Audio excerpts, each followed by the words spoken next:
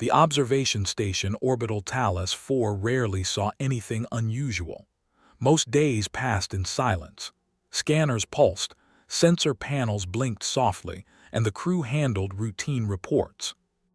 Reports were exactly what Aiden, the station's only human, hated most. He sat at his terminal, squinting at the holographic window. Daily report, Sector 4 sea weather anomalies. He had barely opened the input interface when he heard the faintest rustling behind him. He already knew who it was. 3 adolescents of the Shriekta species, a predatory race resembling a cross between a mongoose and a wolverine, except standing nearly 6 feet tall with teeth meant for tearing armored flesh.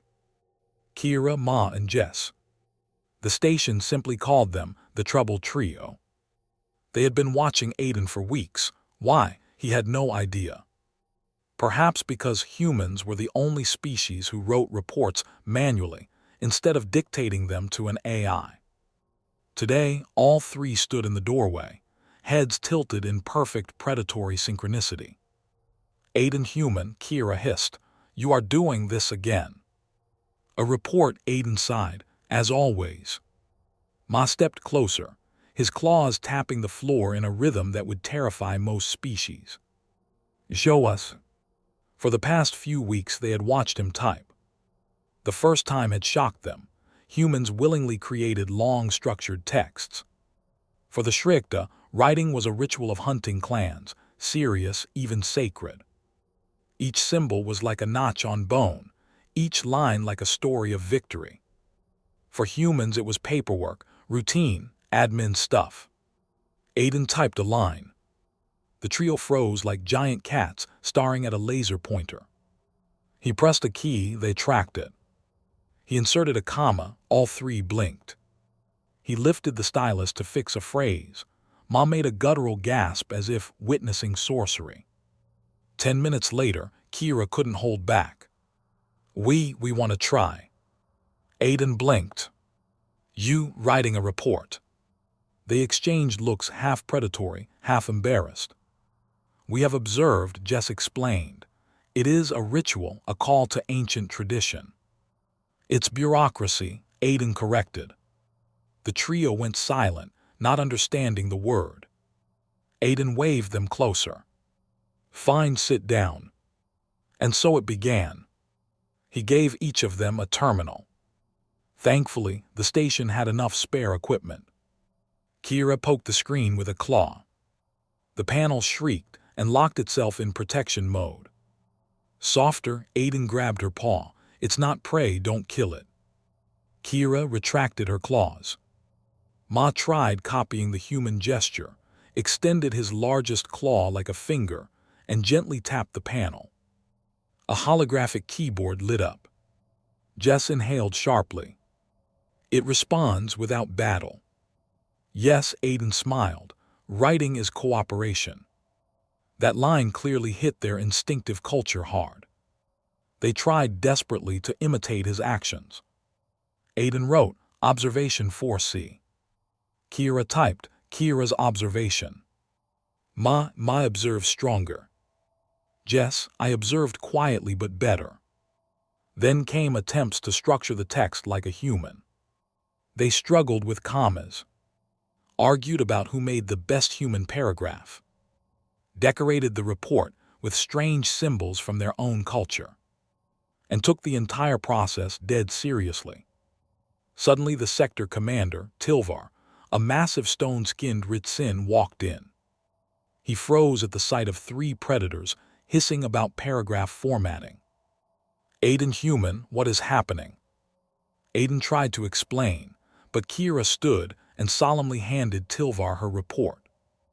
"We are participating in the bureaucratic ritual," she declared reverently, as if nomming a holy rite. "The human teaches us to write to strengthen discipline."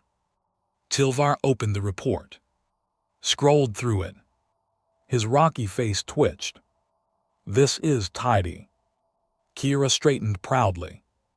"We worked hard." Tilvar looked at Aiden. "You taught them administrative documentation."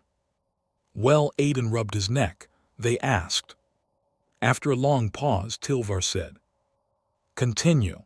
If this reduces their daily fights, I approve." He left. The trio stared at Aiden with the awe of students who believed he had just slain a monster. That evening, the real moment happened. Kira brought Aiden her second report. "Human," she said quietly, "evaluate." He skimmed it.